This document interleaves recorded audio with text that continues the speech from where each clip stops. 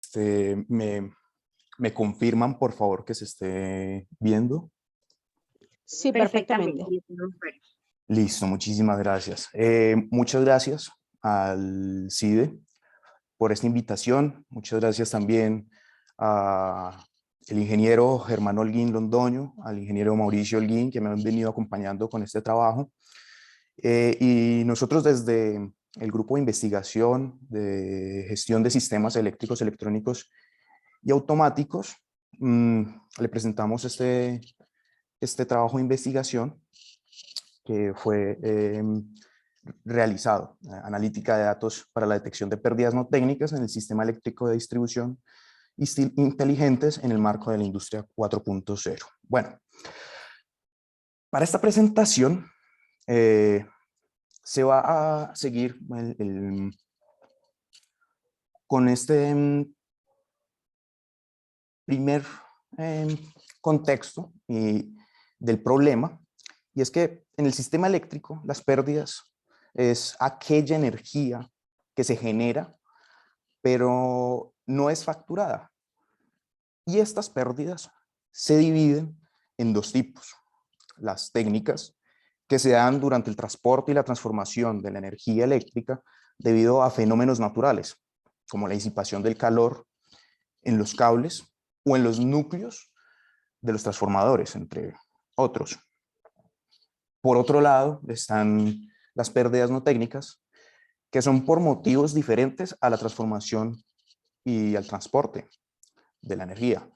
Dentro de las causas están la defraudación de fluidos, o pues también es conocida como pues, el robo de energía. Eso se da a partir de manipulación del medidor del usuario. Se da también por líneas directas, entre otros, daño a los medidores. Bueno, pero estas pérdidas no técnicas son un gran problema.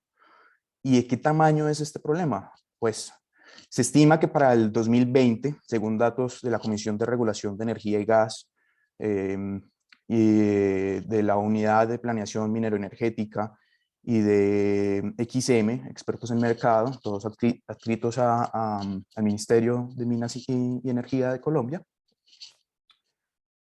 se aproxima que para el 2020 las pérdidas no técnicas en el sistema son alrededor de 128 millones de dólares. Para el 2021, de 132 millones de dólares. Y para lo que va recorrido de este año, para 47 millones de dólares. Si sigue esta tendencia, se estima que sería de alrededor de 141 millones de dólares. Es decir, es un gran problema el que se tiene acá. Bueno, ¿cómo se encuentran estos fraudes, estas pérdidas no técnicas? Hoy en día, las pérdidas no técnicas se realizan al comparar los datos de un medidor, que es el medidor del usuario, del cual se hace la facturación, y otro medidor, que es un medidor espejo, o también conocido como macromedidor, que como pueden observar en la imagen, en la figura 1, ese está en la salida del transformador. Espérense, disculpen. Ya. Entonces, ¿qué pasa con esto? Los medidores de los usuarios y los macromedidores se leen manualmente, y esto es de manera mensual. Entonces, solo algunos de los medidores espejo macromedidores cuentan con telemetría. El trabajo de comparación, correlación, también es de manera, pues usualmente es de manera manual, y el volumen de registros es muy grande. Por esto, detectar dónde hay una pérdida no técnica tarda meses. ¿Y qué pasa? La efectividad en la detección de los fraudes es bastante baja, Y además, como antes se ha dicho, se da de manera muy lenta. Pero, ¿qué pasa? Se obtienen unas recuperaciones económicas bastante importantes, dándole a eso cierta rentabilidad. ¿Qué pasa? La tecnología que se necesita para aumentar la frecuencia en la detección de fraudes puede tardar al menos una década más. Pues según el Plan Nacional de Desarrollo en Colombia, en el 2018 se tenía una cobertura del 1.4% en infraestructura de medición avanzada, es decir, por sus siglas en inglés, AMI. ¿Qué pasa? El PND, este Plan Nacional de Desarrollo, indica que a finales del 2022 se tiene una meta de tener un 36% de la cobertura. Estamos hablando de la base de la pirámide de la automatización. Entonces, este documento tenía como meta esta, pero no se tenía una meta alterna en caso de pandemias. Entonces, se podrá evaluar en qué estado se tiene este año. Bueno, según el artículo 8 de la resolución 4048-3 del 30 de mayo del 2019, esto es de la Comisión de Regulación de Energía y Gas de Colombia, se debe tener una cobertura AMI del 75%, es decir, falta una década todavía para tener esta infraestructura de la base para obtener más frecuentemente la información. Para ese intervalo de tiempo, entonces, mientras aumenta la cobertura, se requiere desarrollar tecnologías de analítica de datos, Big Data, minería de datos, aprendizaje de máquina. ¿Para qué? Pues para el procesamiento de este gran volumen de información que va a estar disponible. Entonces, a partir de esto, de esta problemática, se plantea la siguiente hipótesis, que es aprovechando ese 1.4% de infraestructura AMI que ya se tiene disponible, los datos de los macromedidores pueden ser utilizados para determinar focos de pérdidas no técnicas que se localizan en tiempo real sin necesidad de cruzar información contra el reporte mensual de los usuarios. Es decir, simplemente con estos macromedidores que están con telemetría, ver si se puede encontrar estos focos de pérdidas no técnicas. Entonces, ahora pues vamos a revisar un poco lo que hay en el estado del arte, que es cómo se ha podido abordar este tipo de problemáticas. Entonces, Alceus y Flavio y los demás, en el 2020 usaron un modelo que ya estaba preestablecido en Brasil, y lo que hicieron fue mejorarlo implementando información socioeconómica y geográfica de las zonas, para así tipificar a los usuarios y mejorar este modelo. Mendiola, Justin y los demás en el 2019 lo que hacen es que a partir de la macromedición y los medidores de los usuarios, de manera mensual, tienen esta idea, y es que la suma del consumo de los usuarios tiene que ser igual a lo que está visto desde la salida del transformador, es decir, del medidor del operador de red, este medidor espejo. ¿Qué pasa? Esto no es igual, siempre hay una cierta variación. Entonces, a cada uno de los usuarios se les pone una constante K que es distinta para cada uno, y se calcula si este valor es muy diferente a 1, es muy posible que haya un fraude o haya alguna pérdida no técnica. Por otro lado, Nagui Jawad y otros en el 2010 Utilizaron información mensual igual de los usuarios y de los macromedidores, pero además obtuvieron información crediticia y de otros entes, que esto usualmente es difícil de obtener, para lograr hacer una tipificación de los usuarios para establecer si es posible en una instalación que haya un fraude como tal. Bueno, con todo esto, con esta hipótesis y con la documentación que hay, se plantea los siguientes objetivos, y es que se va a determinar una metodología con minería de datos para el análisis de registros recogidos por un operador de red para la clasificación y agrupamiento de los comportamientos atípicos en el sistema de distribución y en particular en abonados no residenciales. El primero, o sea, de esto surgen los siguientes objetivos específicos, que primero se tiene que obtener una base de datos, hay que estructurar una base de datos de un operador de red en Colombia, y como se dijo anterior en el objetivo general, entonces particularmente en abonados no residenciales.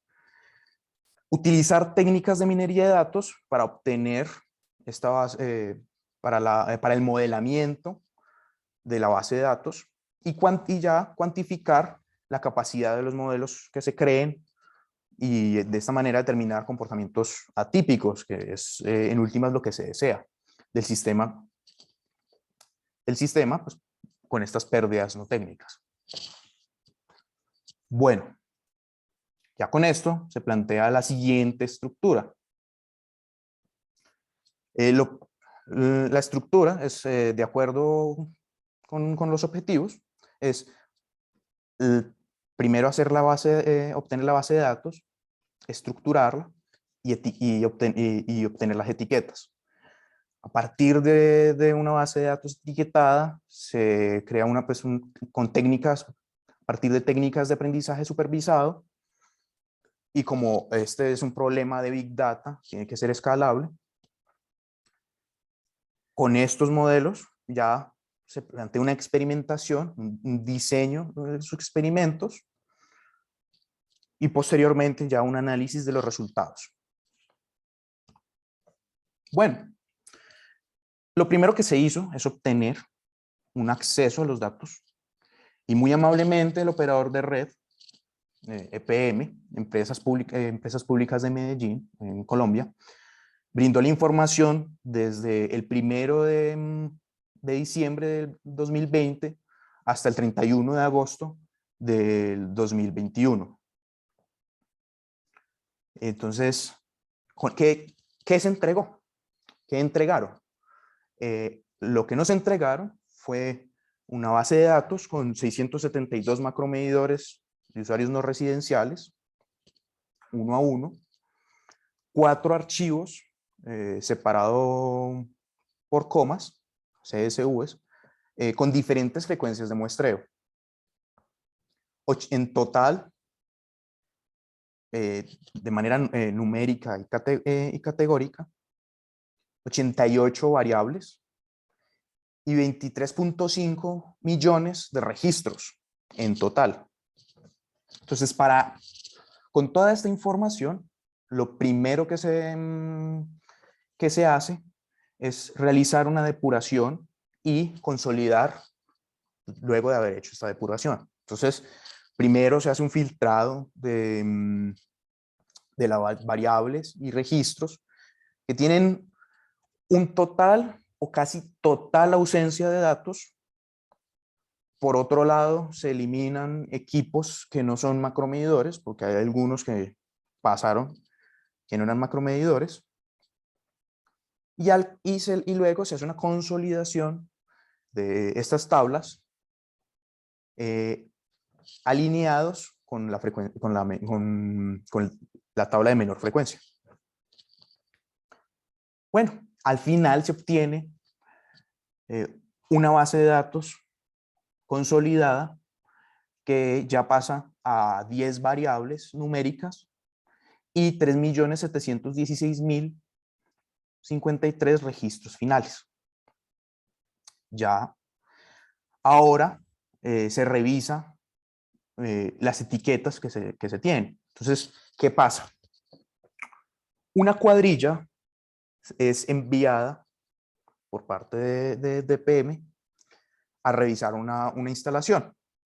¿Qué pasa? Cuando se hace esta revisión en campo, se determina si es positivo para un fraude. Si es positivo, se marca como tal en una columna adicional, como fraude. Es decir, que al final se obtiene, solamente con esta etiqueta de fraude, el 0.4% de los registros son verificados como fraude. Todo el resto son otros. Entonces, ¿qué pasa? Esto es un problema, porque en el etiquetado son marcados como fraude, los que son marcados como fraude son verificados. Es decir, que todos estos otros que no tienen esta etiqueta están indeterminados y se pueden marcar como otros. Entonces ya ahora tenemos que ver qué es lo que se hace dentro de esta verificación. Entonces, dentro de esta verificación se manda las cuadrillas no a todas las instalaciones, hay que discriminar las instalaciones. Entonces, estas instalaciones que se van a enviar las cuadrillas para poder inspeccionar son aquellas que están marcadas como anómalas, es decir, que no tienen un comportamiento típico, tienen un comportamiento atípico. Y las otras son aquellas que están funcionando de manera normal. ¿Listo? Entonces, ¿qué pasa? Por ende, esta clasificación puede dividirse en dos etapas, como se puede ver en la figura, y con esta estructura se elimina el 60% de los datos. Es decir, se queda con ese 40% normal y luego se tiene ya un 1% de fraude y un 99% de otros. Con esta estructura entonces se utilizan dos modelos de aprendizaje supervisado, donde el primer modelo me determina los registros que son normales y anormales y luego el segundo clasifica los que son anormales. Con estos que son anormales, ya con este primer modelo se clasifica los que son anormales y normales, y ya para el segundo modelo, solo con los anormales, se clasifica fraude u otro.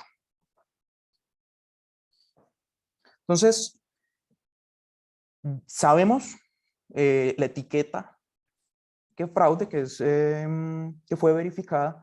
Entonces, se genera la siguiente pregunta: ¿cómo se hace para determinar que una instalación es anormal o es normal? Entonces, lo que se realiza es que con los datos mensuales que se tienen de las instalaciones de los usuarios y de los macromedidores, se calcula el factor de pérdida L con respecto a la medida del usuario, como se muestra en la ecuación arriba a la derecha, que es el error relativo entre el macromedidor y el usuario. A partir de este error se genera, como se puede observar en la figura 4, la distribución de probabilidad de L. Y observando detenidamente esta distribución de probabilidad, se puede observar que es una distribución de cola pesada asimétrica, es decir, que tiene un skewness y kurtosis. Entonces, para poder abordar esa problemática y poder encontrar esos datos atípicos, los datos anormales, se hace una detección de outliers y se usa el análisis de valores extremos de Dickson, que se basa en los límites intercuartiles de la distribución Y con esto ya tenemos los datos que son normales y los que son anormales. Eso, como se puede observar en la parte inferior de la distribución de probabilidad. Bueno, por lo que la base de datos es etiquetada, es natural que se utilice un aprendizaje de máquina supervisado para entrenar los modelos. Y estos modelos que sean capaces de separar las clases. Bueno, puntualmente se usó Support Vector Machines, también conocida como SVM, que es un conjunto de modelos y técnicas de entrenamiento que son para problemas de clasificación, estos siendo Support Vector Classifier, y regresión, Support Vector Regression, con base en las transformaciones de kernel y ajuste de mínimos cuadrados. Entonces, este SVM lo que busca son los vectores de soporte, que son los puntos que describen el margen de separación. ¿Y qué se hace? Y se maximiza la distancia del margen. Con esto se crea una metodología de entrenamiento.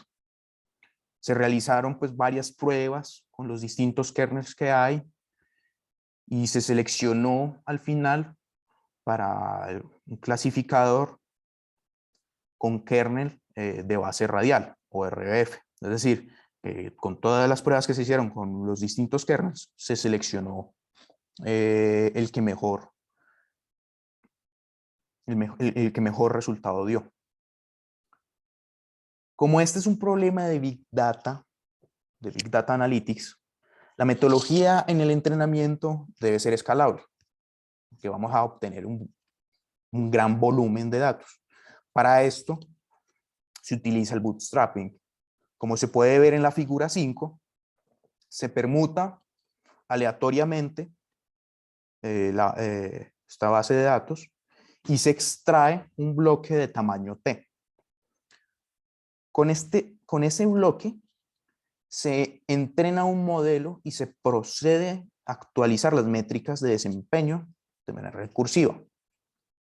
Esto se hace sucesivamente, iterativamente, hasta que un bloque de tamaño T no modifica pues ya significativamente las métricas que se están calculando.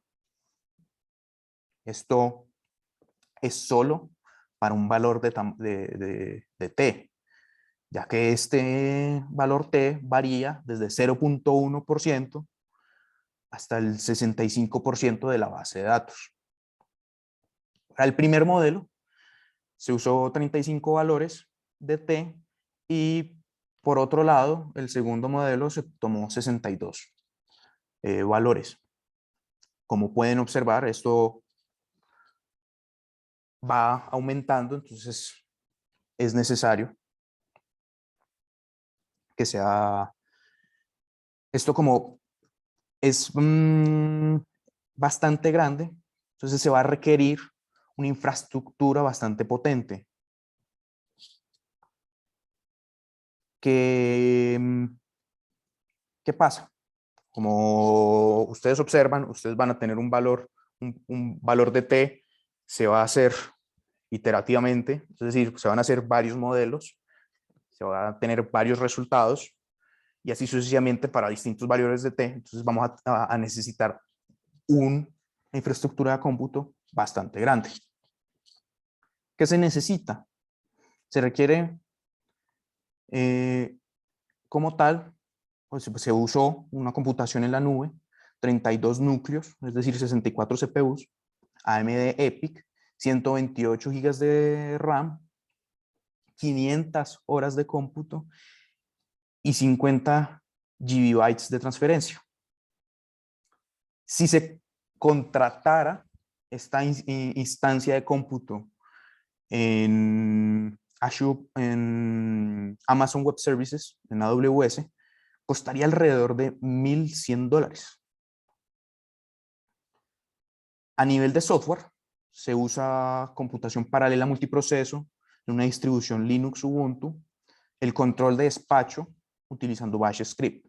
Bueno, paremos un momento aquí y hagamos un inciso, y es que el control de despacho es lo que programa las tareas de los procesadores, y esto controla directamente el costo. Por lo tanto, tiene que ser muy eficiente. Siguiendo, ya el código fuente es completamente hecho en Python, y además todas las herramientas usadas son de 100% software libre. Bueno, al usar una arquitectura de software multiproceso, se requiere para realizar un adecuado despacho de los procesos. Pues esto se requiere para realizar un adecuado despacho de los procesos. ¿Para qué? Para poder maximizar los recursos de cómputo y también minimizar el costo de la respectiva operación. Es que, ¿qué pasa? Tenemos N procesadores y M tareas. Buscar la mejor forma de empacar estas tareas en el grupo de procesadores, tratando que el tiempo de procesamiento sea lo más bajo posible. Es decir, formalizándolo, se expresaría que dadas n unidades de procesamiento y un conjunto finito de tareas P con cardinalidad M, tal que cada tarea P sub I tiene una longitud T de I de tiempo asociada. Entonces, ¿cuál es la participación de P' de P tal que la cardinalidad de P' sea menor o igual a N? Y que la mayor suma de T de J en algún P' sub J sea mínima. Bueno, ¿qué pasa? Teóricamente, esto es un problema NP-hard. Son la clase de problemas más difíciles dentro de la clasificación de la teoría de la complejidad. Y se sabe que es NP-hard, ya que otro problema que es NP-hard, como el beam packing, el bien conocido beam packing, se puede transformar en él. Estos problemas se explotan combinatorialmente, ya que existen en total n a la m posibles combinaciones. Entonces, paremos ahí. ¿Qué pasa? Volvamos otra vez al problema. Si tuviéramos una máquina, entonces, si tenemos una máquina de 64 unidades de procesamiento y son alrededor de 100 tareas, entonces tendríamos 64 a las 100 posibles combinaciones. Si tuviéramos una máquina, ¿sí?, que procesara 1.000.000 de datos por segundo, no sería suficiente el tiempo que tiene, que le queda de vida al Sol para terminar de resolver el problema. Entonces, nos enfrentamos a algo bastante grande.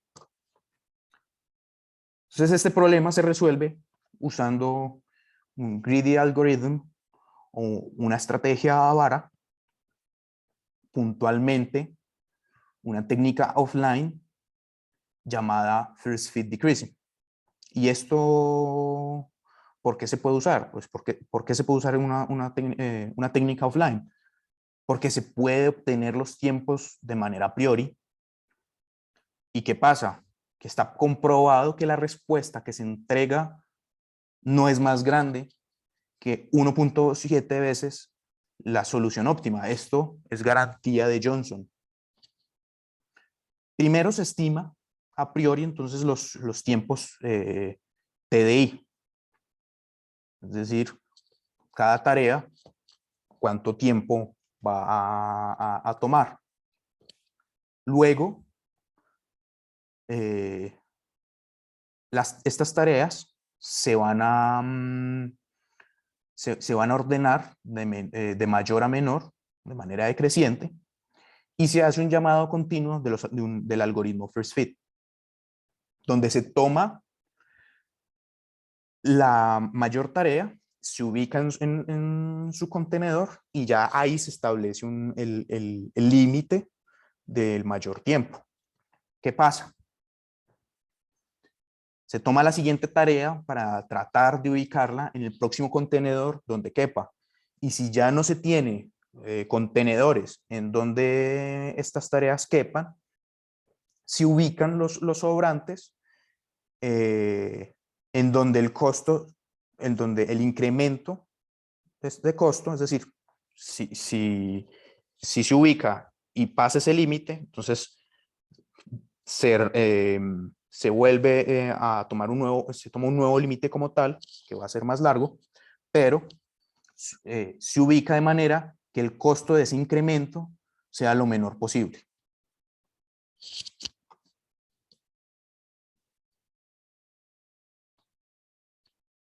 Bueno.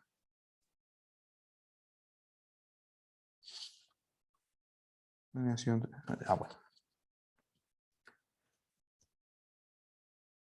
Como tal, se realiza una validación cruzada en cada iteración de bootstrapping. Ahora lo que se procede a hacer ya se tiene cómo se va a hacer el modelo y ahora vamos a hacer la evaluación, la validación. Entonces, se valida de manera, es una validación cruzada en cada iteración de bootstrapping. Para esta vez los bloques ya van a ser de tamaño V y es un valor que es determinado. No va a variar. En las métricas tenemos como tal la precisión, que son los valores que fueron marcados por el modelo como positivos y su etiqueta real es positiva, sobre todos los valores que dieron positivo. Luego, la exactitud son las predicciones que se acertaron sobre el total de predicciones que se hicieron. Es decir, las que se acertaron y las que no. La sensibilidad, para el caso de este proyecto, indica la probabilidad de que sea anormal para el modelo 1 y fraude para el modelo 2. Y la especificidad, igual para el caso del proyecto, indica que la probabilidad de que sea normal para el modelo 1 y otro para el modelo 2.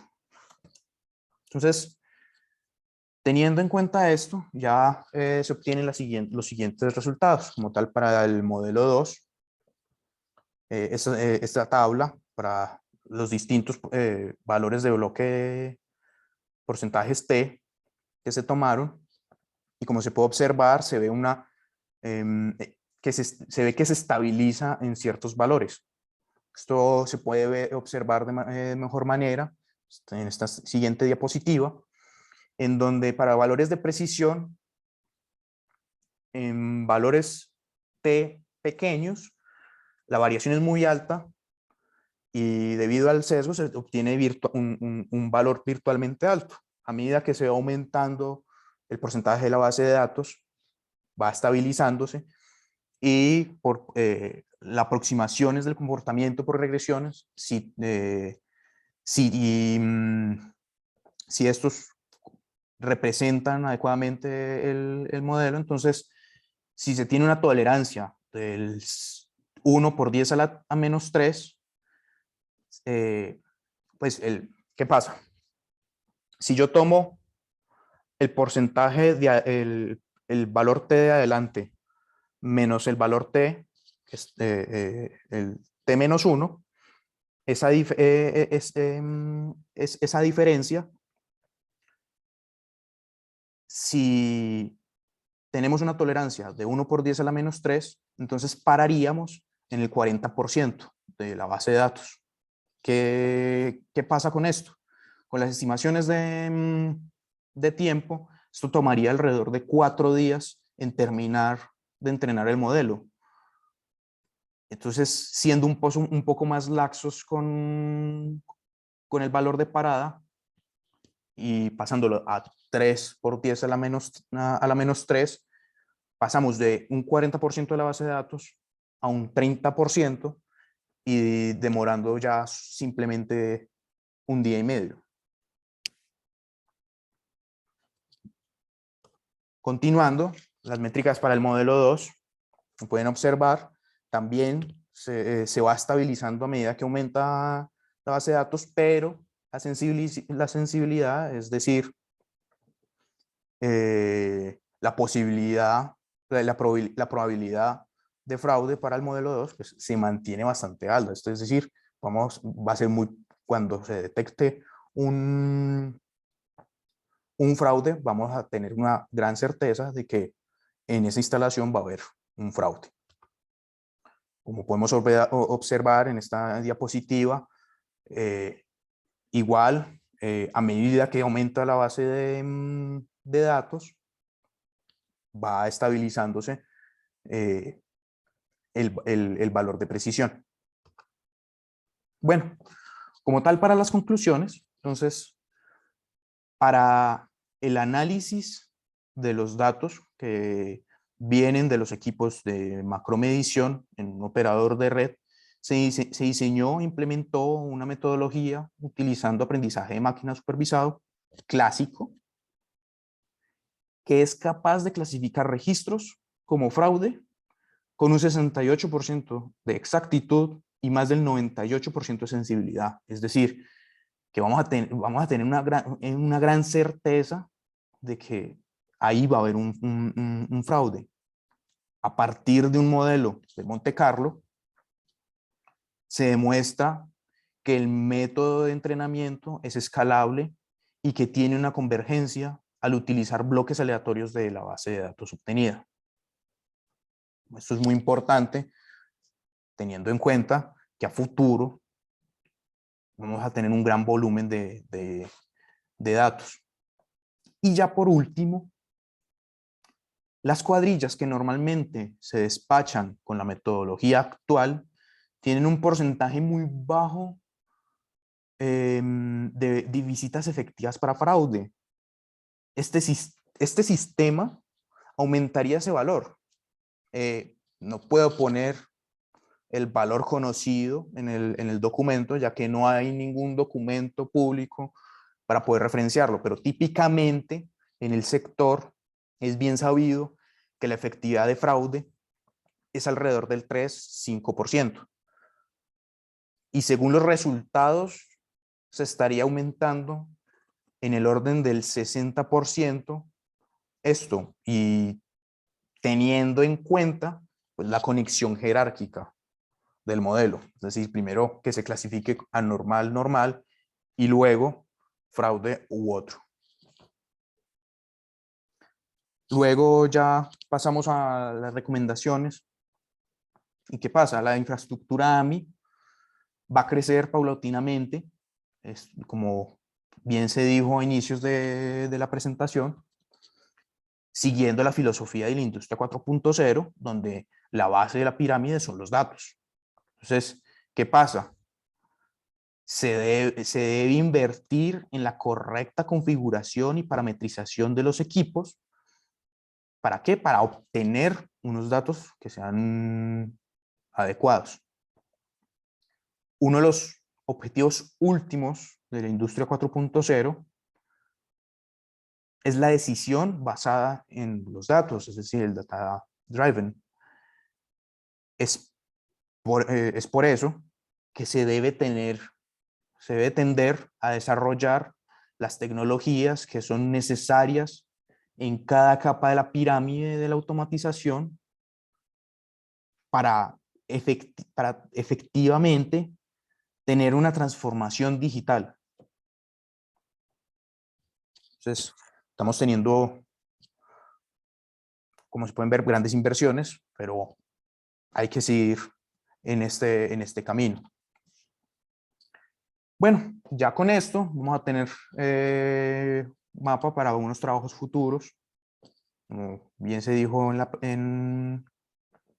al inicio, luego de pregrado voy a ingresar a maestría y se tiene ya una vista de lo que van a ser unos trabajos a futuro, trabajos próximos. Y ahora lo que nos espera en este futuro cercano es explorar otras metodologías como las redes neuronales convolucionales profundas, que el aprendizaje activo, aprendizaje híbrido, y modelos recursivos que mutan a medida que se involucran mejores y más etiquetas, es decir, que constantemente se esté reentrenando a medida que llegan etiquetas, agrupar y analizar estas etiquetas inciertas para encontrar aquellas instalaciones que puedan pasar desapercibidas. Luego, ya a nivel de alcance, tenemos que explorar bases de datos que incluyan abonados residenciales y realizar un desarrollo también con una interfaz para lograr interactuar con los modelos y en el futuro cercano realizar un deployment. Bueno, esto ha sido todo. Muchísimas gracias. Repito, mi nombre es Diego Alejandro Moreno. Este es mi correo. El grupo de investigación de gestión de sistemas eléctricos electrónicos automáticos de la UTP les agradece su atención. No sé si tengan algún tipo de pregunta.